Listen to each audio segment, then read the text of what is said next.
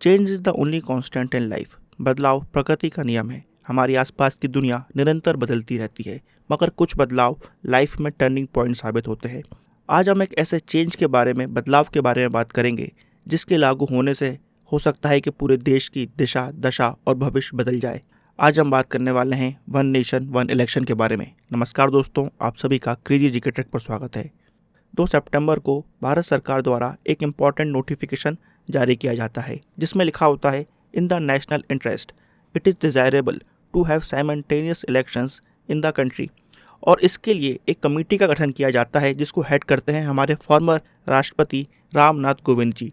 यहाँ पर उनसे ये नहीं बोला जाता कि आपको इस इशू को, इस मुद्दे के बारे में एग्जामिनेशन करना है या फिर इसकी जांच पड़ताल करनी है, बल्कि उनसे कहा जाता है कि किस तरह से पूरे देश में एक साथ चुनाव कराए जाएं। इसके लिए उनको यहाँ पर रिकमेंडेशन देनी है। तो इस नोटिफिकेशन की लैंग्वेज से सरकार ने यह बात साफ कर दी है कि हिंदुस्तान में वन नेशन वन इलेक्शन बहुत जल्द रियलिटी हो सकती है। यहाँ पर जो वर्ड साइमल्टेनियस इलेक्शन यूज़ किया गया है उसका ये मतलब होता है कि जो राज्य सरकारों के और लोकसभा के चुनाव हमको देखने को मिलते हैं अलग अलग समय पर, उनको एक साथ कराया जा सके। हर साल इंडिया में हमको लगभग 5 से 6 राज्यों में स्टेट असेंबली के इलेक्शन यानी कि विधानसभा के इलेक्शन देखने को मिलते हैं और हर 5 साल में हम लोकसभा के इलेक्शन देखते हैं। यहाँ पर सरकार ये चाहती है कि ये सभी इलेक्शन एक साथ कराए जाएँ, यानी कि वन नेशन वन इलेक्शन का कॉन्सेप्ट हमको बहुत ही जल्द इंडिया में देखने को मिल सकता है। इलेक्शंस को, चुनाव को लोकतंत्र का पर्व कहा जाता है। अगर डेमोक्रेसी की कोई बैकबोन है तो वो है इलेक्शंस, चुनाव। तो फ्रेंड्स, यहाँ पर ज़रूरी है कि हर भारतीय, हर नागरिक वन नेशन वन इलेक्शन के कॉन्सेप्ट के बारे में जाने और उसको समझे, तभी हम हमारे लोकतंत्र को मजबूत कर सकते हैं। इसी बात को ध्यान में रखते हुए आज के इस वीडियो सेशन में हम वन नेशन वन इलेक्शन के कॉन्सेप्ट को क्रिटिकली एग्जामिन करेंगे। तो आइए शुरू करते हैं आज का सेशन। 1983 में इलेक्शन कमीशन ऑफ इंडिया ने सबसे पहले वन नेशन वन इलेक्शन की बात की थी, जहां पर इलेक्शन कमीशन ने अपने फर्स्ट एनुअल रिपोर्ट में रिकमेंडेशन दी थी कि साइमल्टेनियस इलेक्शंस कराने चाहिए लोकसभा के और विधानसभा के। फिर हम देखते हैं 1999 में ऑनरेबल जस्टिस वीपी जीवन रेड्डी की अध्यक्षता में लॉ कमीशन ऑफ इंडिया ने अपनी 170th रिपोर्ट में साइमल्टेनियस इलेक्शंस को रिकमेंड किया था। फिर 2015 में parliamentary standing committee on personnel public grievances law and justice ने अपनी 79th रिपोर्ट में साइमल्टेनियस इलेक्शंस की बात की थी। उसके बाद जनवरी 2017 में नीति आयोग ने एक वर्किंग पेपर बनाया था जिसका टाइटल है analysis of simultaneous election, the what, why and how, जहां पर वन नेशन वन इलेक्शन के कॉन्सेप्ट की समीक्षा की गई थी। और अब हम देखते हैं 2 सितंबर 2023 को फॉर्मर प्रेसिडेंट रामनाथ कोविंद जी की अध्यक्षता में ये रिकमेंडेशन मांगी जाती है कि एक साथ चुनाव को देश में कैसे कराया जाए। इस समय 2 सितंबर 2023 को जो नोटिफिकेशन सरकार द्वारा जारी किया गया है उसके अंदर 3 मुख्य कारणों को बताया गया है जिनकी वजह से इंडिया में वन नेशन वन इलेक्शन का कॉन्सेप्ट लागू करना जरूरी है। पहला मुख्य कारण है यहाँ पर मैसिव एक्सपेंडिचर, जो यहाँ पर खर्चा करना पड़ता है गवर्नमेंट को और दूसरे स्टेक होल्डर्स को इलेक्शन के दौरान। दूसरा मुख्य कारण है यहाँ पर diversion of security forces and other electoral officers from there primary duties for prolong period, यानी कि यहाँ पर जो हमारे सुरक्षा बल हैं और प्रशासनिक अधिकारी हैं उनको अपना मुख्य काम छोड़कर बहुत लंबे समय तक इलेक्शन ड्यूटी देनी पड़ती है। और तीसरा प्रमुख कारण यहाँ पर बताया गया है मॉडल कोड ऑफ कंडक्ट, यानी कि आचार संहिता, जो इलेक्शन के दौरान, चुनाव के दौरान लगती है और जिसकी वजह से बहुत सारे डेवलपमेंट के कार्य बाधित हो जाते हैं, रुक जाते हैं। तो यहाँ पर ये 3 प्रमुख कारण बताए गए हैं जिसकी वजह से यहाँ पर देश में वन नेशन वन इलेक्शन का कॉन्सेप्ट लागू करना जरूरी बताया जा रहा है। आइए अब एक एक करके इन सभी कारणों की हम समीक्षा करते हैं। सबसे पहले हम बात करते हैं इलेक्शन के खर्चे की। 2014 में जो लोकसभा के चुनाव हुए थे उसमें लगभग 4,000 करोड़ का खर्चा हुआ था और 2019 में जो चुनाव हुए थे उनमें लगभग 9,000 करोड़ का खर्चा हुआ था। और इस दौरान हम देखते हैं कि हर राज्यों में अलग अलग चुनाव कराए गए विधानसभा के लिए, तो यहाँ पर उसकी कॉस्ट को भी यहाँ पर इंक्लूड कर दिया जाए तो मोटा मोटा यहाँ पर लगभग 20,000 करोड़ का खर्चा होता है जब हम अलग अलग इलेक्शन कराते हैं देश के अंदर। जिसको अगर हम सरल तरीके से समझना चाहें तो बेसिकली यहाँ पर सरकार प्रति वोटर 10 पैसा खर्च करती है प्रतिदिन देश में चुनाव कराने के लिए। इस खर्चे को हमें इस परिप्रेक्ष्य में भी देखना चाहिए कि समय समय पर हम देखते हैं कि सरकारें लोगों को लुभाने के लिए ऐसी स्कीमें लाती हैं जहाँ पर उनको डायरेक्टली सब्सिडी दी जाती है या फिर डायरेक्टली उनको बेनिफिट ट्रांसफ़र किया जाता है और इसके लिए सरकार यहाँ पर एक मोटी रकम खर्च करती है और इसका पूरा खर्चा भारतीय राजकोष से आता है। और यहाँ पर सबसे इम्पॉर्टेंट बात तो ये है कि चुनाव लोकतंत्र के पर्व हैं और elections are the backbone of democracy. तो अगर हम हमारे लोकतंत्र को और ज़्यादा मजबूत बनाना चाहते हैं तो यहाँ पर इस खर्चे को ध्यान में रखते हुए एक साथ लोकसभा और विधानसभा के इलेक्शन कराना क्या सही रहेगा, ये बात हमें सोचनी होगी। आइए अब बात करते हैं दूसरे कारण के बारे में, जहाँ पर ये कहा जाता है कि हमारे जो सुरक्षा बल हैं और प्रशासनिक अधिकारी हैं, उनको यहाँ पर अपना मुख्य काम छोड़कर इलेक्शन में ड्यूटी करनी पड़ती है। सही तरीके से चुनाव को कराने के लिए केंद्र सरकार और राज्य सरकारों की सिक्योरिटी फोर्सेस यानी कि सुरक्षा बल को इन्वॉल्व किया जाता है। यहाँ पर फिलहाल इस वक्त कोई एक्यूरेट डाटा नहीं है जो बता पाए कि कितना समय यहाँ पर उनको देना पड़ता है इन इलेक्शंस को सही तरीके से कराने के लिए, मगर कहीं ना कहीं इस काम को सुरक्षा बलों के एसेंशियल काम यानी कि ज़रूरी कामों में ही गिना जाना चाहिए, क्योंकि इलेक्शंस के दौरान सिक्योरिटी प्रोवाइड करना सबसे बड़ी जिम्मेदारी है किसी भी गवर्नमेंट की। फिर दूसरी तरफ हम देखते हैं यहाँ पर प्रशासनिक अधिकारियों को भी इलेक्शन की ड्यूटी में लगाया जाता है। यहाँ पर इस बात को इग्नोर नहीं किया जा सकता कि जिस समय प्रशासनिक अधिकारी इलेक्शन की ड्यूटी में होते हैं उस समय जरूर सिविलियंस के जो काम है, आम नागरिकों के जो काम है वो बाधित होते हैं, मगर इस विषय पर भी हमारे पास एक्यूरेट डेटा नहीं है जो हमको बता सके कि कितना काम बाधित होता है, उसका क्या असर पड़ता है, उसकी क्या कॉस्ट है। और समय समय पर यह भी देखा गया है कि इलेक्शन कमीशन की भी ये डिमांड रही है कि कुछ कर्मचारियों की संख्या यहाँ पर इलेक्शन कमीशन के अंतर्गत बढ़ानी चाहिए और उनको परमानेंट स्टाफ की तरह यहाँ पर ट्रीट करना चाहिए, जिनका मुख्य काम हमेशा चुनाव कराना और सही तरीके से चुनाव को कराना ही रहे। चलिए अब बात करते हैं तीसरे प्रमुख कारण की, जहाँ पर मॉडल कोड ऑफ कंडक्ट यानी कि आचार संहिता की वजह से जो डेवलपमेंट के कार्य हैं जो बाधित हो जाते हैं, रुक जाते हैं, उनको एक कारण बताया गया है वन नेशन वन इलेक्शन को लागू करने का। यहाँ पर अगर ध्यान से आचार संहिता को समझा जाए तो हमको पता चलता है कि कुछ कैटेगरी के पब्लिक एक्सपेंडिचर को ही यहाँ पर रोका जाता है।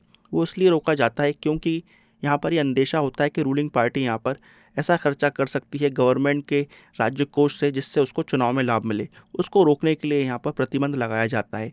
और ध्यान से अगर हम आचार संहिता को पढ़ते हैं तो यहाँ पर हमको ये भी पता चलता है कि जो ऑन गोइंग स्कीम्स हैं, जो पहले से योजनाएं सरकार लागू कर चुकी है, उसका खर्चा यहाँ पर नहीं रोका जाता है। और यहाँ पर गवर्नमेंट इमरजेंसी कंडीशंस में एक्सपेंडिचर यानी कि खर्चा कर सकती है जब कोई अचानक से इमरजेंसी कंडीशंस गवर्नमेंट के सामने आती हैं। हमको इस विषय को इस नज़र से भी देखना चाहिए कि 50 से 60 दिन वैसे ही गवर्नमेंट का फोकस इलेक्शंस पे होता है, उस समय वैसे ही गवर्नमेंट डेवलपमेंट पर फोकस नहीं कर पाएगी क्योंकि उसका फोकस इलेक्शन पर होता है।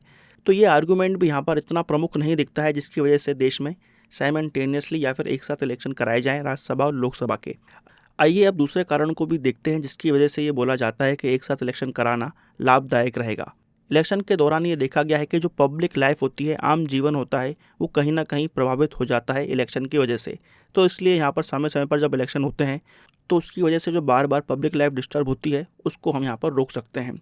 एक और इम्पॉर्टेंट कारण जिसकी वजह से ये बोला जाता है कि एक साथ इलेक्शन कराने चाहिए वो ये है कि इलेक्शंस के दौरान ये देखा गया है कि राजनीतिक पार्टीज जो हैं वो डिवाइसिव इश्यूज उठाती हैं जिससे समाज में ध्रुवीकरण और विभाजन किया जा सके, यानी कि पोलराइजेशन की राजनीति हमको इलेक्शन के दौरान देखने को मिलती है। और समय समय पर जब इलेक्शंस होते हैं तो ये देखा गया है कि कभी जाति के मुद्दे पर, कभी धर्म के मुद्दे पर, कभी क्षेत्र के मुद्दे पर, कभी संस्कृति के मुद्दे पर या फिर और भी बहुत सारे मुद्दों पर समाज का विभाजन या फिर ध्रुवीकरण देखने को मिलता है।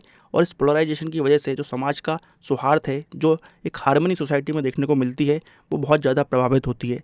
तो यहाँ पर बेहतर तरीका ये है कि एक साथ ही पूरे इलेक्शंस करा दिए जाएं, इसलिए हमको वन नेशन वन इलेक्शन का कॉन्सेप्ट लागू कर देना चाहिए, ऐसा यहाँ पर कहा जाता है। एक साथ इलेक्शन कराने की वजह से जो फ़ायदे हमको देखने को मिलेंगे वो ये है कि सबसे पहले तो हमको गवर्नेंस में कंसिस्टेंसी देखने को मिलेगी, यानी कि प्रशासनिक निरंतरता हमको देखने को मिलेगी, जिससे प्रशासन तो इम्प्रूव होगा ही होगा, साथ में यहाँ पर पॉलिसीज़ के अंतर यानी कि नीतियों के तहत और योजनाएं प्रोग्राम्स के तहत भी हमको कंटिन्यूटी देखने को मिलेगी। और क्योंकि एक साथ इलेक्शन कराए जा रहे हैं तो यहाँ पर जो फाइनेंशियल कॉस्ट है वो भी यहाँ पर कम हो जाएगी, तो फाइनेंशियल बेनिफिट भी हमको देखने को मिलेगा। इसी के साथ यहाँ पर हमको ये बात भी नोट करना चाहिए कि जब समय समय पर इलेक्शंस होते हैं तो पॉलिटिकल पार्टी, राजनीतिक दल लोगों को लुभाने के लिए पॉपुलिस्टिक मेजर्स को अपनाती है, जहाँ पर जनता को ऐसे वादे किए जाते हैं जो कि प्रैक्टिकली पॉसिबल नहीं होते हैं। तो यहाँ पर जब समय समय पर इलेक्शन नहीं होंगे तो ऐसे वादे भी यहाँ पर सरकारें और राजनीतिक पार्टियाँ नहीं करेंगी। एक और फ़ायदा जो एक साथ इलेक्शन कराने का हमको देखने को मिलेगा वो ये है कि जब एक साथ इलेक्शन होंगे तो समाज में ध्रुवीकरण कम होगा और यहाँ पर जो पॉलिटिकल पार्टीज़ भड़काऊ भाषण देती हैं जाति के आधार पर, धर्म के आधार पर, भाषा के आधार पर और भी बहुत सारे आधारों पर जो समाज के अंदर ध्रुवीकरण करने की कोशिश की जाती है ताकि वोटिंग में गेन मिले, इलेक्शन में गेन मिले, वो चीज़ें कम हो जाएंगी क्योंकि अब इलेक्शन लोकसभा और विधानसभा के एक साथ होंगे। तो ये सब फ़ायदे हैं जो बताए जाते हैं एक साथ इलेक्शन कराने के हमको मिलेंगे। मगर यहाँ पर हमको क्या घाटे होंगे इस बारे में भी सोचना चाहिए। तो आइए अब नज़र डालते हैं कि जब हम एक साथ इलेक्शन कराएंगे तो क्या क्या नुकसान हमको या फिर क्या नेगेटिव इफेक्ट्स हमको देखने को मिल सकते हैं। सबसे बड़ा चैलेंज जो यहाँ पर देखने को मिलेगा जब लोकसभा और विधानसभा के इलेक्शन साथ में कराए जाएंगे वो ये है कि इस समय भारत में हम अगर देखें तो अलग अलग राज्यों की इलेक्शन साइकिल लोकसभा के इलेक्शन से मैच नहीं करती है। तो यहाँ पर उसको मैच कराने के लिए बहुत सारी विधानसभाओं को पहले ही डिसॉल्व करना पड़ेगा। वहाँ पर कुछ समय के लिए राष्ट्रपति शासन भी लगाना पड़ सकता है ताकि सभी राज्यों के इलेक्शन और लोकसभा के इलेक्शन एक साल में कराए जा सकें और एक साथ कराए जा सकें। ऐसा करने के लिए सरकार को संविधान में संशोधन भी करना पड़ेगा, खासकर आर्टिकल 83, आर्टिकल 85 और आर्टिकल 172 के साथ साथ यहाँ पर the representation of peoples act 1951 में संशोधन करना पड़ेगा। चलिए यहाँ पर ऐसा मान लेते हैं कि सरकार ऐसा कर भी देती है और एक साथ इलेक्शन करवा भी दिए जाते हैं। उसके बाद भी जो सबसे बड़ा चैलेंज आएगा वो ये है कि इंडिया में ये बात श्योरिटी से नहीं कही जा सकती कि कोई भी पार्टी पूर्ण बहुमत ले आएगी। बहुत बार हमने देखा है राज्यों में भी और केंद्र सरकार में भी गठबंधन की सरकार बनती है और ये भी देखा गया है कि बहुत सारी राज्य सरकारें 5 साल भी सरकार नहीं चला पाती हैं। समय समय पर यहाँ पर सीएम बदल जाते हैं। कई बार विधानसभा को जल्दी डिसॉल्व करना पड़ता है और फिर से इलेक्शन कराने पड़ते हैं। ऐसी स्थिति हमने लोकसभा में भी देखी है कुछ समय पहले। तो यहाँ पर फिर से कहीं ना कहीं ये साइकिल टूट जाएगी जहाँ पर एक साथ इलेक्शन कराने की बात की जा रही है, क्योंकि जिस समय हमारा देश आज़ाद हुआ था उस समय हमने देखा है कि 1967 तक लोकसभा और विधानसभा के चुनाव एक साथ कराए जाते थे। मगर ये साइकिल चेंज हो गई और धीरे धीरे फिर हम देखते हैं कि अलग अलग समय पर राज्य सरकार और लोकसभा के चुनाव होने लगे और इस चीज़ को यहाँ पर एक्सेप्ट कर लिया गया कि अगर लोकसभा और विधानसभा के इलेक्शन अलग होते हैं तो इसमें कोई गलत बात नहीं है, क्योंकि दोनों इलेक्शंस के मुद्दे अलग होते हैं और यहाँ पर वोटर के पास ये अधिकार होना चाहिए कि वो अपनी सरकार को कभी भी कटघरे में रख सके और उससे सवाल पूछ सके ताकि लोकतंत्र मजबूत रहे और रियल पावर वोटर के हाथ में रहे। यहाँ पर इस बात को एक्नॉलेज करना बहुत इंपॉर्टेंट है कि जब लोकसभा के चुनाव होते हैं उस समय राष्ट्रीय मुद्दों पर वोटर वोट करता है और जब राज्य सरकार के यानी कि विधानसभा के चुनाव होते हैं तो उस समय मुद्दे अलग हो जाते हैं, क्योंकि राज्य के मुद्दे यहाँ पर प्रमुख हो जाते हैं।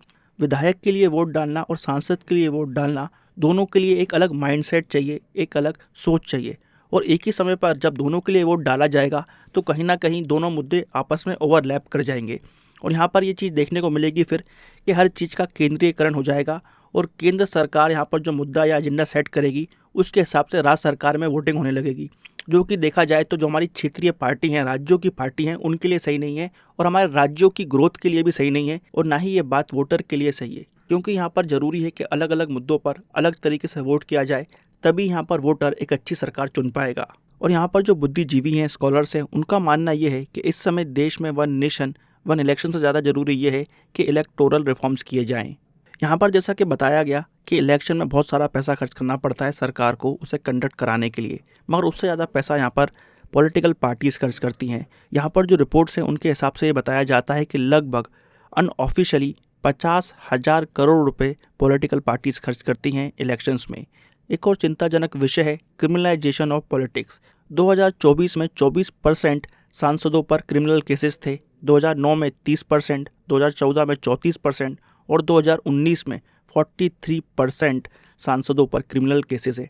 यहाँ पर साफ तौर पर यह देखा जा सकता है कि जिन लोगों पर क्रिमिनल केसेस हैं उनकी संख्या लोकसभा में बढ़ी है, जो कि एक चिंता का विषय है। यहाँ पर इस बात को भी नोट करना चाहिए कि जो पॉलिटिशियंस पर, राजनेताओं पर केसेस होते हैं उनका जो कन्विक्शन रेट है वो महज 6% है और ये जो केसेस है लंबे समय तक कोर्ट में चलते हैं, 15-20 साल तक ये कोर्ट में केसेस चलते रहते हैं और सही समय पर नतीजा सामने नहीं आता है। इसके अलावा इलेक्शन के दौरान पेड न्यूज़ का मुद्दा भी देखने को मिलता है, जहां पर अखबारों में, न्यूज़ चैनल में, टेलीविजन्स में हमको देखने को मिलता है कि मोटिवेटेड और किसी एक पार्टी के समर्थन में न्यूज़ दिखाई जाती है ताकि वोटर का जो बिहेवियर है उसको यहाँ पर इन्फ्लुएंस किया जा सके, जिससे यहाँ पर इलेक्शंस में ज़्यादा से ज़्यादा सीटें पॉलिटिकल पार्टी जीत सके। एक और जो बहुत अहम मुद्दा है वो ये है कि राजनीतिक पार्टियों के अंदर, खासकर भारत में, लोकतांत्रिक तरीके से इलेक्शंस नहीं होते हैं। यानी कि राजनीतिक पार्टियां स्वयं अपने स्ट्रक्चर के अंदर किस तरह से वो प्रेसिडेंट चुनती हैं, प्रवक्ता चुनती हैं, राज्यों के प्रमुख चुनती हैं, उसके लिए जो एक लोकतांत्रिक प्रक्रिया पार्टी के अंदर होनी चाहिए वो देखने को नहीं मिलती है। तो ये भी एक बहुत इंपॉर्टेंट विषय हमको देखने को मिलता है। आखिरी सबसे इंपॉर्टेंट विषय ये है कि जो इंडिया का वोटर है उसके पास इन्फॉर्मेशन का अभाव है। इसकी वजह से हम देखते हैं कि वो सही तरीके से डिसीजन नहीं ले पाता और ये जो अभाव है ये तभी कम होगा जब हमारे जो वोटर्स हैं, हमारे जो नागरिक हैं वो शिक्षित होंगे, वो यहाँ पर सही गलत को सही तरीके से देख पाएंगे। उनके अंदर जब ये क्षमता होगी कि वो किसी भी विषय को क्रिटिकली एनालाइज कर पाएंगे, और यहाँ पर जब वोटर डेवलपमेंट के मुद्दे पर वोट डालेगा तो फिर राजनीतिक पार्टियों के अंदर भी सुधार देखने को मिलेगा और देश के अंदर भी एक अच्छी सरकार चुनी जाएगी। तो ये वो इलेक्टोरल रिफॉर्म्स हैं जिनकी देश को इस समय सख्त ज़रूरत है, ना कि वन नेशन वन इलेक्शंस की, ऐसा बुद्धिजीवियों का कहना है। फ्रेंड्स, आपका इस मुद्दे पर क्या कहना है, इसके बारे में कमेंट बॉक्स में ज़रूर बताइएगा, और किन सुधारों की रिफॉर्म्स की हमको ज़रूरत है इसके बारे में भी कमेंट बॉक्स में बताइएगा। तो फ्रेंड्स, आज के वीडियो सेशन में हमने वन नेशन वन इलेक्शन के कॉन्सेप्ट को क्रिटिकली एनालाइज किया है। आई होप आपको ये वीडियो सेशन अच्छा लगा होगा। मिलेंगे फ्रेंड्स नेक्स्ट वीडियो में, जब तक के लिए bye bye and take care.